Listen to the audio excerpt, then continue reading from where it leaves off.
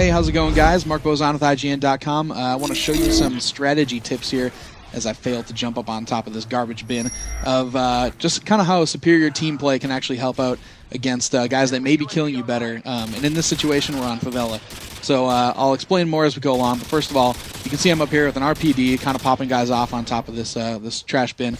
And there's nobody on my team there quite yet. You'll see Cole 5 is going to start moving up the left-hand side and just kind of guarding that corner while I wait for somebody to come plant. And here he comes on the radar and into screen. You can see Cole's running up. He uses the weeds. Goes down into prone in a second here. I've got a 5-kill streak, and he's planting the bomb. So these guys are spawning in the back there, and they're actually just pushing in rather than trying to flank us. So we can make pretty quick work of them. You'll see Carnage takes a couple hits because he's working that high angle, and he's going to have to back out for a second, but he'll come back in and provide support. And check out the situation we've got set up here.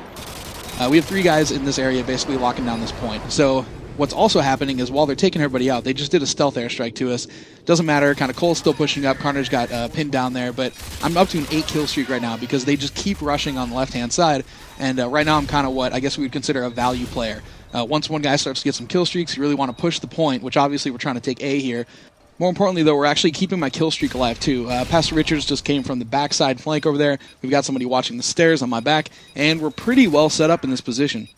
So here you can see we locked it down, we're watching all of our flanks, and time is extended. So we now have 3 minutes and 43 seconds to take out spot B. And I get gunned down, but this is perfect to set up the second half of our assault, which comes with plant B.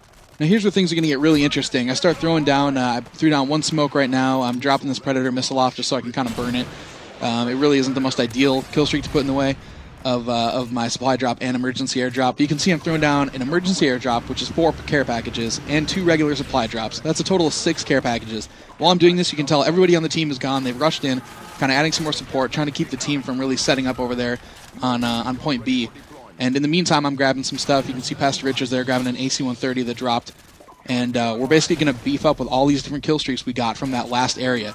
So we used the entire team to kind of push in on the left there, kind of guard me as I was popping guys off, and then we're using all these kill streaks all at once to take out the second point. So we're moving over into point B here. You can see I'm kind of going mid. Everyone else is going to the right. Obviously, everybody's looking to the right, even though the spawn is right in front of me right now. There's the AC-130 taking guys out on the building. I'm actually going to go inside here for a second. Howitzer hits. I'm going to use the smoke from the howitzer. It's like an impromptu smoke grenade. Run in. Guy doesn't have a name above his head, so I can tell he's planting. But we've got a pretty good setup here. I mean, they've got a sentry gun over there. You can tell Pastor Richards is going to take that out with an AC-130 blast.